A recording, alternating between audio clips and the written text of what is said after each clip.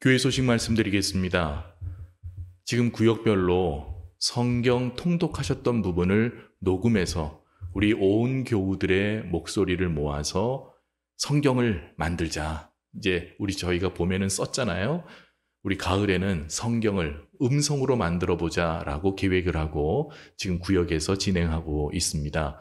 구역장님들께서 여러분들에게 전달하신 부분, 여러분들이 봄에 쓰셨던 부분들을 각기 녹음하셔서 혹은 뭐 2명, 3명 정도씩은 모이셔도 되니까 함께 녹음을 하셔서 우리 교구 목사님에게 보내주시면 저희들이 그 음성들을 모아서 창세기부터 요한계시록까지 여러분들의 음성으로 된 우리 온 교우들의 음성으로 완성된 성경을 가지게 됩니다. 그런 의미가 있으니까 여러분께서 기억하시고 잘 녹음해서 보내주시면 감사하겠습니다. 10월 13일 수요기도회를 지금부터 시작하겠습니다.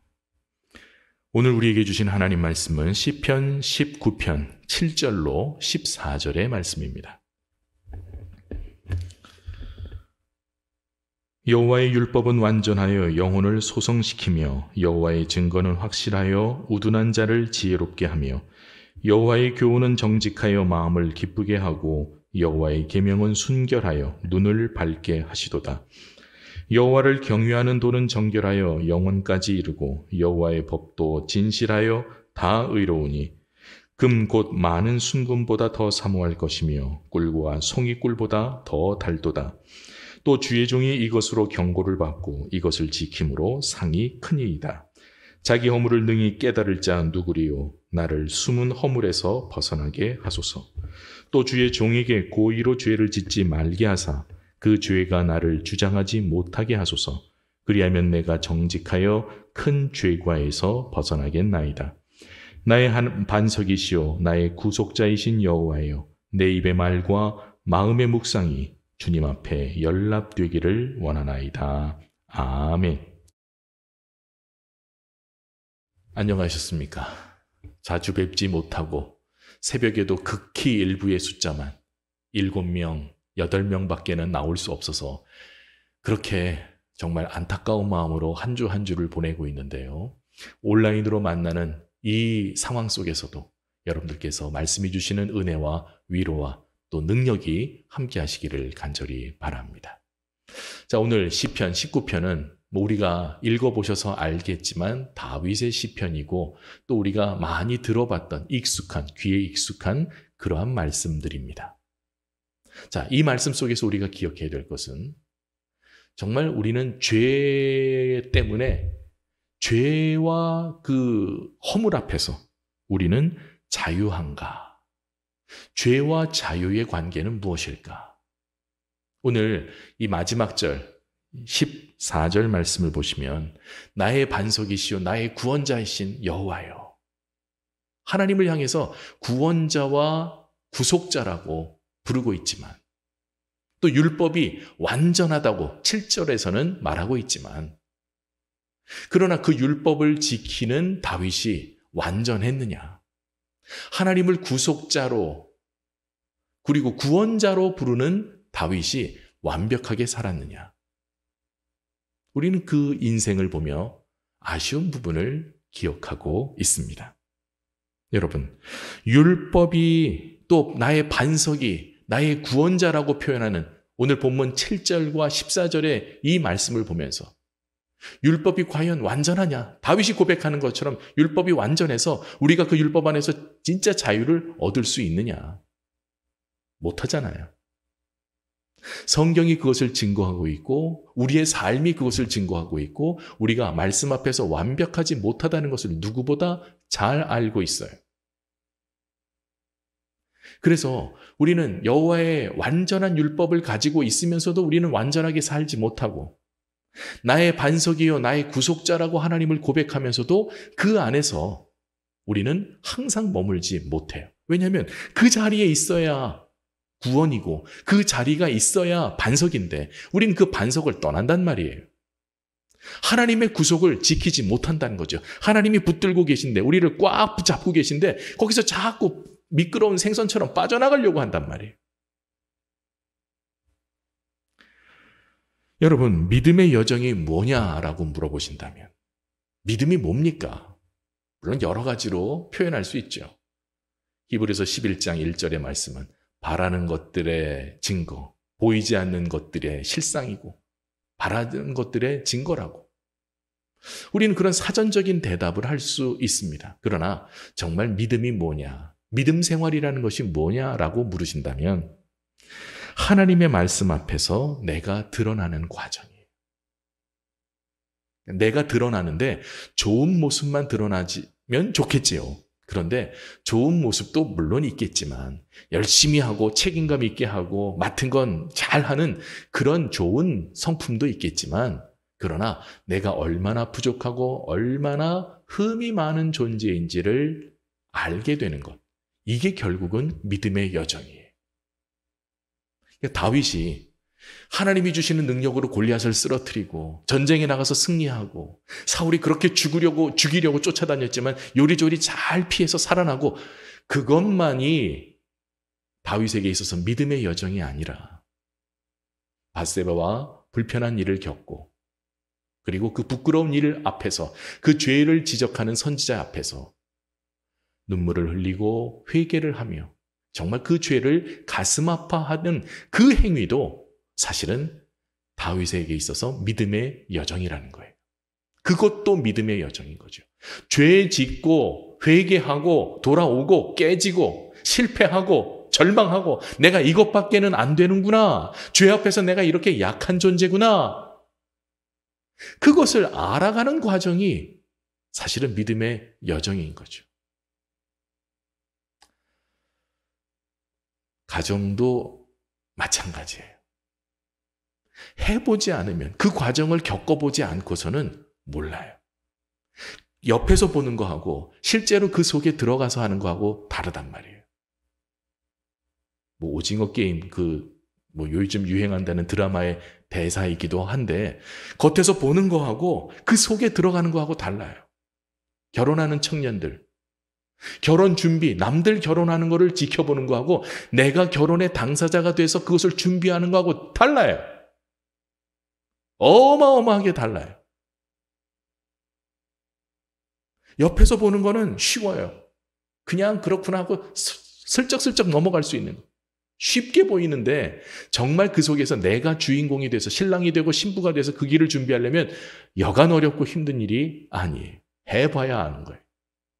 결혼도 해봐야 알고, 출산도 해봐야 알고, 직장 구하느라고 정말 노심초사하고 불안해가면서 여기저기 막 노력하고, 그러다가 또 깨지기도 하고 안 되기도 하고, 그러다가 어떻게 합격이 돼서 정말 기뻐하면서 직장을 다니다가 또 얼마 지나지 않아서 또 힘들어, 어려워, 이 힘든 직장을 어떻게 다녀, 또 그래가면서 탄식하고, 그러면서 또 출근하고, 그런 모든 과정을 우리가 겪어보지 않고서는 알 수가 없다는 거죠. 여러분, 결국 우리의 믿음의 여정 속에서 말씀 앞에, 하나님 앞에서 내가 어떠한 존재인지를 계속 발견해 나가는 것, 오늘 시편 19편이 바로 그것을 이야기하고 있습니다. 하나님, 제 속에 감춰져 있는 것들이 더 드러나게 하시고 내 눈이 밝아져서 나의 허물을 보게 해 주십시오. 여러분, 8절 말씀 제가 읽겠습니다.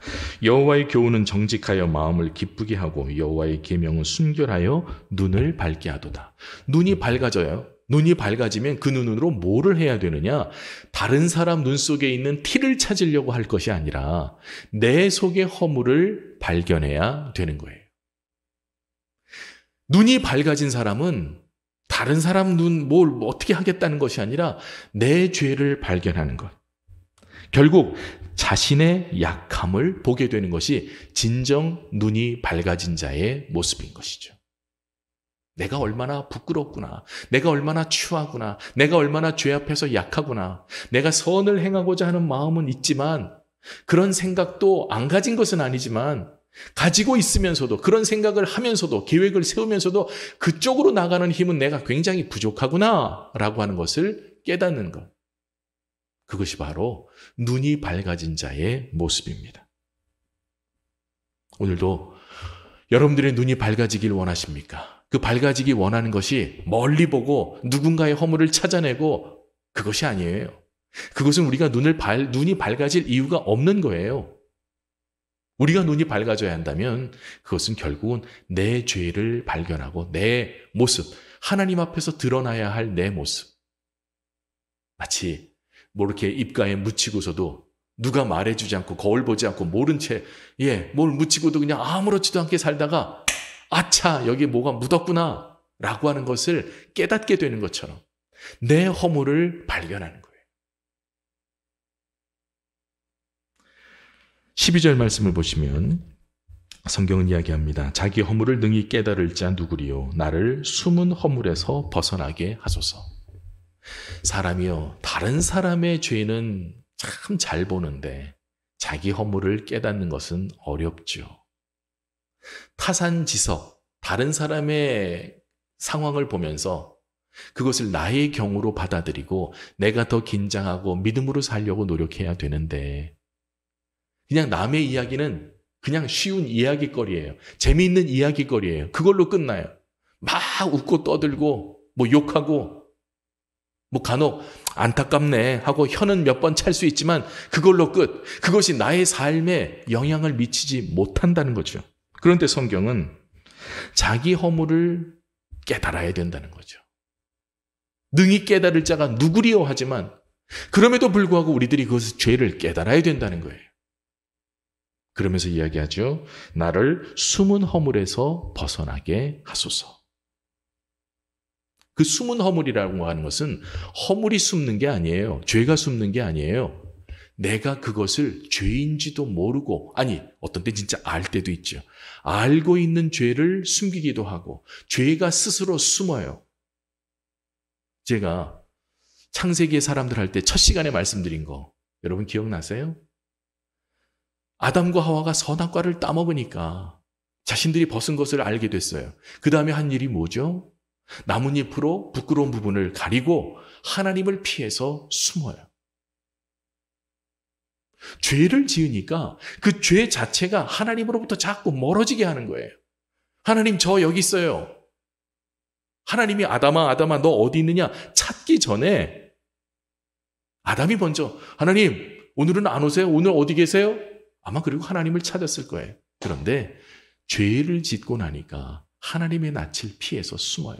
하나님의 동산 에덴에서 하나님을 피할 수가 있나요? 못 피하죠.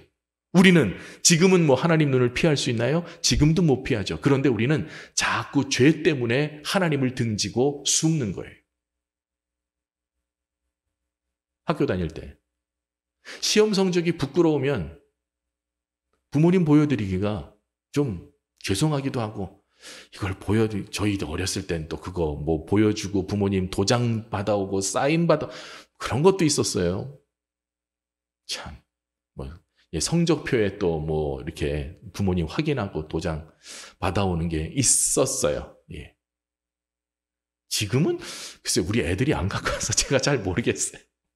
학교 다닐 때 그런 일이 있었나 싶을 만큼 등수도 없는 건지 요즘은 예. 여러분, 근데 성적을 잘 받았으면 어떻게 해요? 성적을 잘 받았으면 그걸 잘 보이게 집에 들어갈 때부터 엄마 나 몇 등 했어요 혹은 뭐 몇 점 받았어요 자랑할 거예요. 그런데 부끄러우면 어떻게 해요? 물어보기 전까지 안 내놓죠. 예, 부끄러우니까 아마 물어보셔도 숨기고 싶을 거예요. 드러났다가 혼나니까. 제 얘기 한번 할게요. 저도 한번 시험을 봐서 이 국민학교 때예요. 점수를 잘 받은 적이 있어요. 다 100점 100점 맞은 적이 저도 있었어요.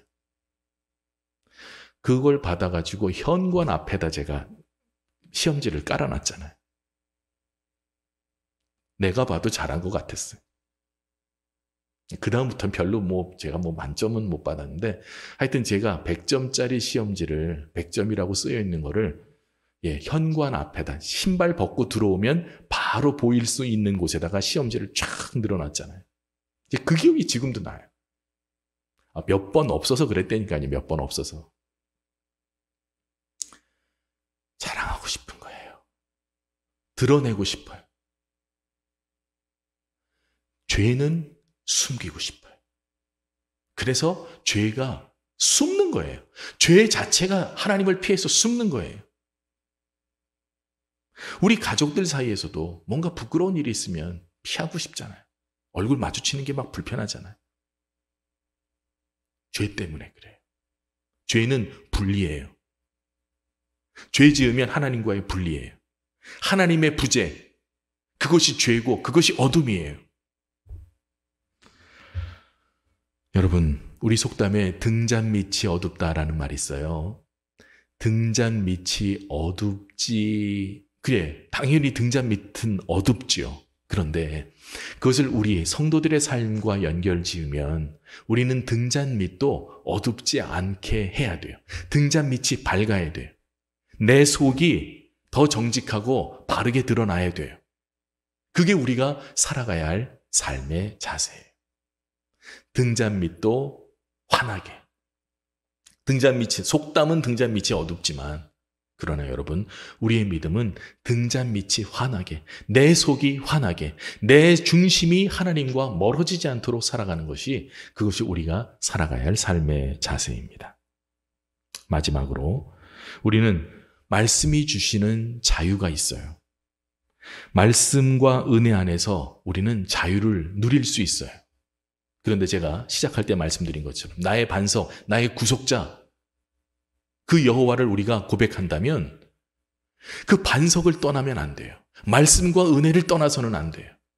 방종이 아니라 마음대로 사는 것이 아니라, 여러분 사실 우리가 믿음 생활할 때 제약이라고 할까요? 우리의 좀 마음대로 못하는 거, 참고 사는 거 많죠. 그런데 여러분, 그 참는 것이 결국은 여러분들의 영혼에 좋은 거예요. 가을에 이 등산 가셨다가 사고 나는 경우들이 많다고 하시네요. 그러면 그 등산로, 그거 뭐 다 안전한 게 아니잖아요. 조금 위험한 데도 있어요. 그 위험한데 또 이렇게 난간이 쳐져 있거나 밧줄이 있는데 사람들 희한하죠. 또 그 사람들 피해서 그 산 좀 이렇게 손 안 가는, 그러니까 발 안 닿는 곳에 그런 데 가서 또 거기서 또 뭐 밥 먹고 뭐 이것도 하시고 그러는 일들이 있대요. 사람들 피해서. 다니라고 한 길만 다니면 그나마 안전한데 다니지 말라고 한 곳으로 가서 거기서 사고가 나는 경우들이 많다는 거죠. 말씀과 은혜 아니라고 하는 것이 바로 그런 의미예요. 하나님이 물론 우리가 믿음 때문에 세상 사람들보다는 절제하고 스스로를 다스리고 소위 컨트롤한다고 하죠. 내 스스로를 자제하는 그런 부분이 있어요. 그런데 그게 우리한테 좋은 거예요. 마음대로 사는 게 좋아요? 그게 자유인 것 같아요? 그래서 다치잖아요. 그래서 미끄러지고 넘어지는 거예요. 이 안이 얼마나 안전하냐고요. 이 바위 안이 안전하고 나의 반석이신 여호와예요. 그래요. 그 반석인 여호와 앞에 그 위에 있으면 흔들리지 않죠. 반석 위에 지은 집이 풍랑이 와도 무너지지 않는 거죠. 아닙니까? 그러니까 거기를 떠나지 않으면 우리가 안전한 거예요. 그런데 그거를 굳이 떠나서 마음대로 살고 내 마음대로 방종하게 살고 그러면서 하나님 앞에서의 자유를, 은혜 앞에서의 자유를 무시하는 거죠. 여러분, 오늘 우리는 죄와 자유의 이 단어를 생각하면서 죄는 자유를 억압해요. 그렇잖아요, 여러분. 죄 지은 사람 자유를 제한하잖아요. 옥에 가두는 게 그거잖아요.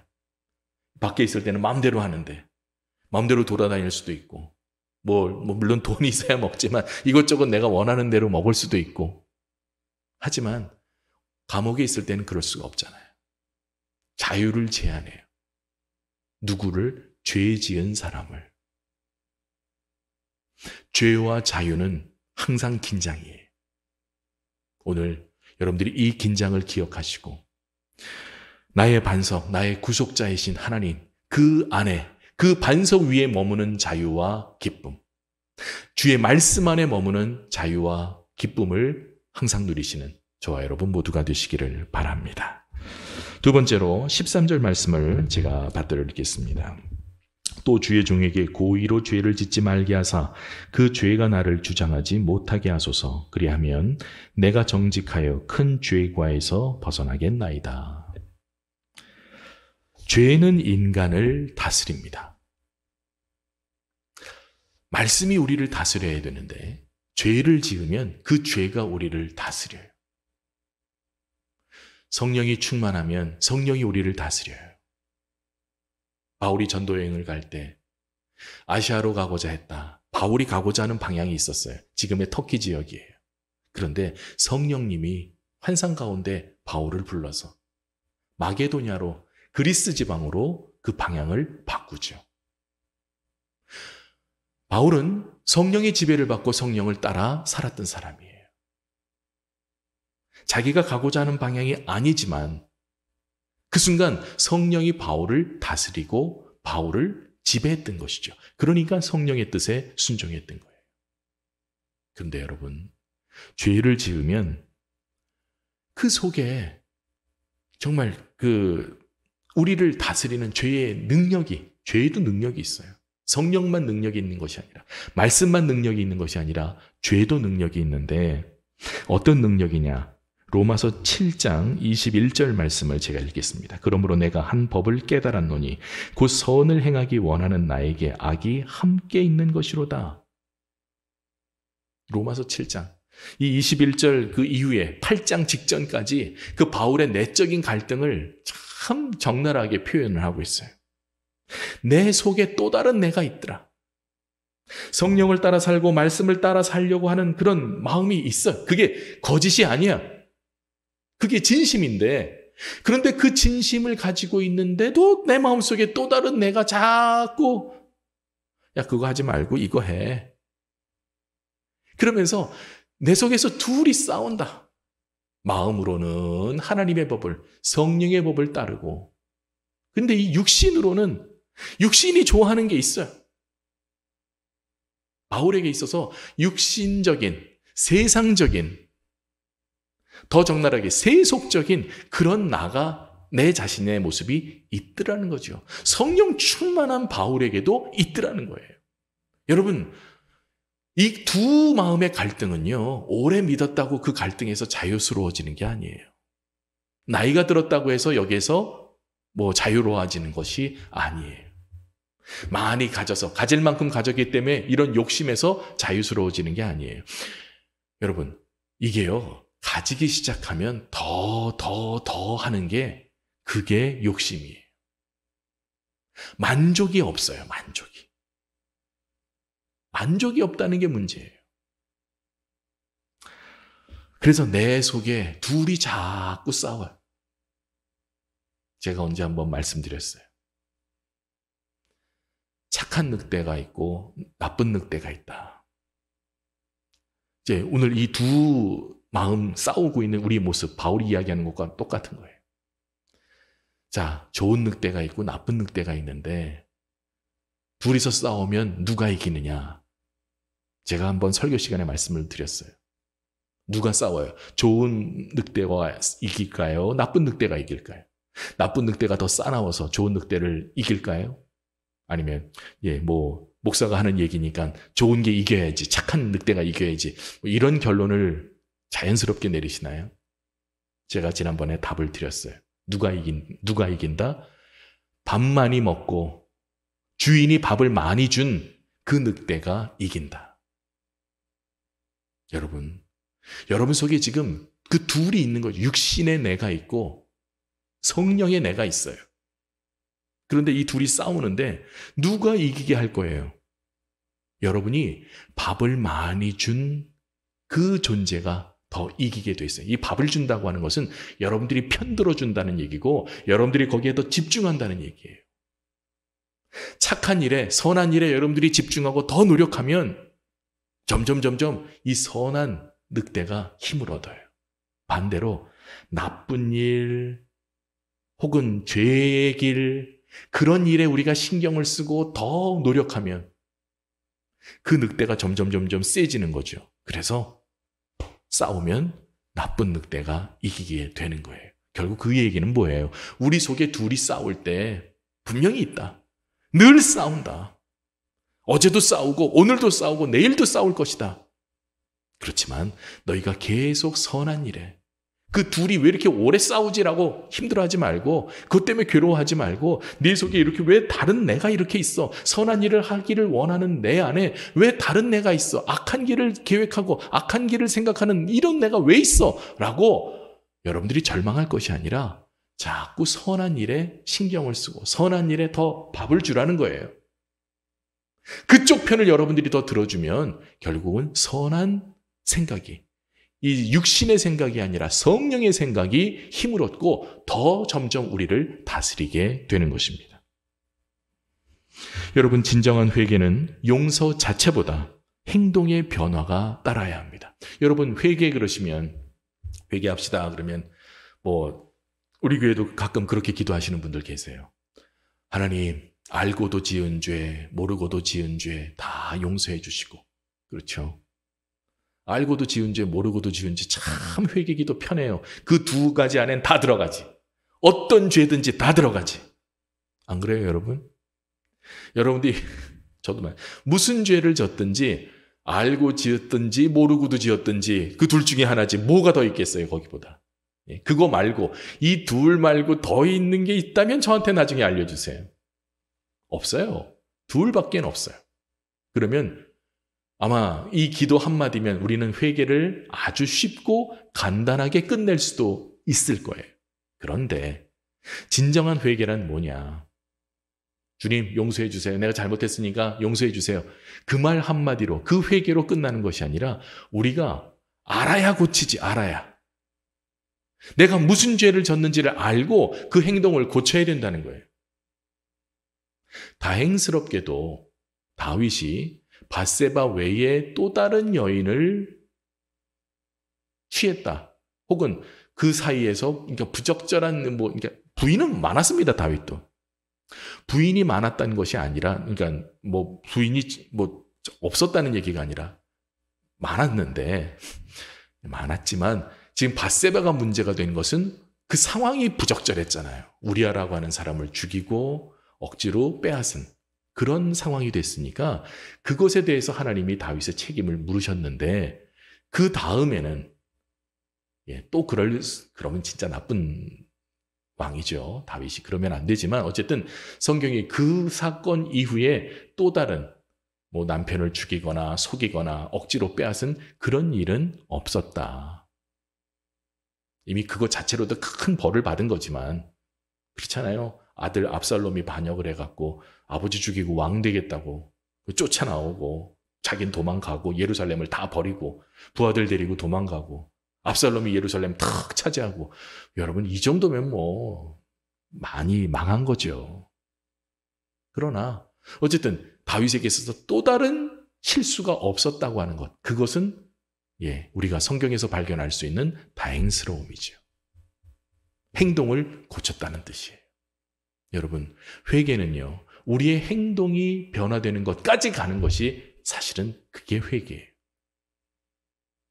행동은 변화되지 않고 그냥 주일마다 주여 내가 이런 거 용서해 주시고 저런 거 용서해 주시고 제가 이런 마음 먹었던 거 이런 행동했던 거 용서해 주시고 그리고 나서 기도하고 예배 다 드리고 나서 또 그 짓하고 이것은 회개가 아닌 거지요.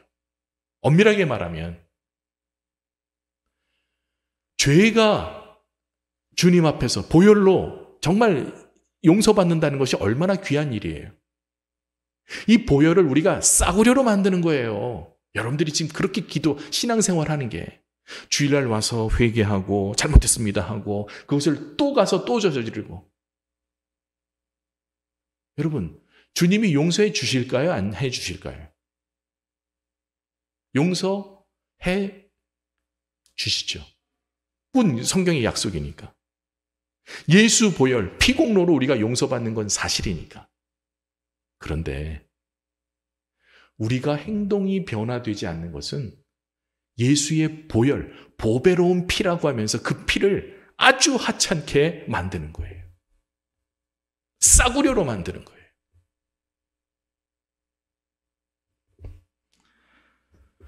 다윗은 시편 51편 10절 밧세바와 부적절한 행동을 저지르고 나단 선지자의 책망을 받으면서 그러면서 하나님 앞에 회개할 때에 정직한 영을 새롭게 해달라고 기도했어요. 하나님이여 내 속에 정한 마음을 창조하시고 내 안에 정직한 영을 새롭게 하소서.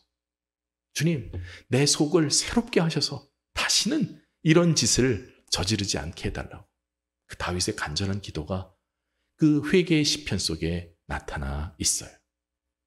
여러분, 우리가 죄의 다스림을, 죄의 지배를 받지 않기 위해서는 우리가 죄의 유혹에 빠지지 말아야 되겠죠. 죄는 우리를 다스린다라고 하는 이 원칙, 이것을 우리는 놓치지 말아야 합니다. 마지막으로 14절 말씀을 보겠습니다. 나의 반석이시요 나의 구속자이신 여호와여, 내 입의 말과 마음의 묵상이 주님 앞에 연락되기를 원하나이다. 우리는 하나님과 잘 통하는 성도들이 되셔야 합니다. 내 마음의 묵상과 마음의 생각과 마음의 묵상이, 내 입술의 묵상, 입의 말과 마음의 묵상이 주님 앞에 연락되기를 원하나이다. 여러분, 이 말은 뭐냐면요, 내가 하나님 앞에 겉으로 드러난 것도 있어요. 그런데 드러나지 않는 것도 있어요. 속마음도 있어요. 세상에도 마찬가지예요. 내가 드러난 허물 혹은 드러난 선행도 있고 내 속에 감춰져 있는, 드러나지 않은 그런 것들도 있어요.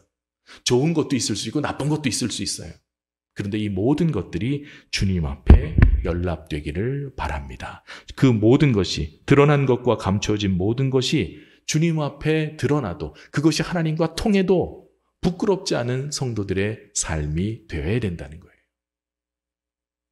여러분, 하나님하고 통하는 것만 기도하시지 마시고 하나님과 통했을 때에 부끄러움이 없는, 모자람이 없는 것을 위해서 우리는 함께 기도해야 돼요. 아니, 통해갖고 통하지 말란 얘기가 아니에요. 통하면, 물론 지금도 우리 속을 하나님이 보시죠. 내가 네 속을 아는데 입으로만 그렇게 번지르르하게 기도한다고, 말만 그렇게 잘한다고 되겠냐? 라고 이 시간도 성령님이 우리 속을 책망하시는 거예요. 그렇지 않습니까? 주님이 우리를, 내가 너 연락되길 원합니다. 네가 이 기도 안 하면 내가 네 속 모르겠냐? 아마 하나님 그러실 거예요. 그 기도 네가 한다 하면 내가 너를 보고, 기도 안 하면 나 좀 보지 말아주세요 하면 내가 너 안 볼 줄 알고? 그런데 주님 앞에 연락되기를 원하나이다라고 하는 이 말은 하나님과 통할 뿐만 아니라 통해도 부끄러움이 없는 안과 밖이 되어야 된다. 이 신앙의 원칙을 우리가 지키자는 뜻이에요. 여기서 말씀을 전하는 저도 부끄러운 것은 많아요. 생각으로 저지르는 죄.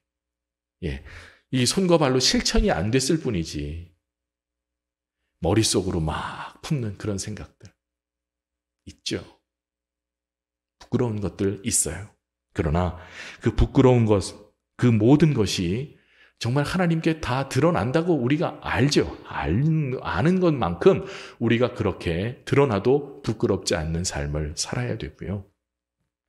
또 이 말씀의 또 다른 교훈은 우리가 하나님과 통하기만 하면 되는 것이 아니라 사람과도 통하는 사람이 되어야 돼요. 여러분, 정말 은혜 받은 사람은 세상과도 통해야 돼요. 제자들이 나가서 복음을 전할 때 그들과 통했어요. 말이 다른 사람들과도 통했어요. 방언의 은사를 받았기 때문에 그렇지만 저는 여러분들에게 구하는 그 기도 중에 정말 모든 사람이, 이 시대의 모든 사람이 필요한 은혜가 이 방언과 통변의 은사라고 저는 생각을 해요. 그 방언이 이렇게 혼자서 기도할 때 이상한 말로, 요란한 말로 기도하는 그런 깊은 그런 그 기도만 방언의 기도가 아니라 저는요, 사도들이 그 말이 달랐던 사람과도 통했던 그 모습, 초대교회 그 성령이 충만했던 모습이 이 시대의 말로, 이 나라, 우리 교회야말로 서로 이렇게 말이 통하는 공동체가 되어야 되지 않겠나. 이 시대의 가정에서 얼마나 말이 안 통해요. 부부끼리 말이 안 통해요. 부모 자식 간에 말이 안 통해요. 자식들끼리도 말이 안 통해요. 같은 한국말 쓰는데 왜 안 통해요? 안 통해요. 안 통해요. 가르쳐줘도 몰라. 이거 이렇게 하는 겁니다. 가르쳐줘도 안 통해요. 어떻게 보면 목회자와 성도들 사이도 마찬가지예요. 목사는 지금 이 아크릴판이 있어서 더 그렇지만 딱 요 강대상에서만 말하고 교인들은 그냥 앉아서 들으시고, 그런데 이게 말이 통해야 될 거 아니에요. 여러분들에게 들려야 될 거 아니에요. 안 통해. 이것이 문제예요. 오늘 여러분 주님 앞에 연락되기를 원하나이다. 그 기도 뒤에 주여 내가 가족들과 통하고 교회에서 성도들과 통하고 구역 식구들과 통하고 목회자와 통하고 이 시대에 사람들과 통하는 은사를 달라고 여러분 기도하시기 바랍니다. 이 은사가 이 시대에 정말 필요하기 때문입니다.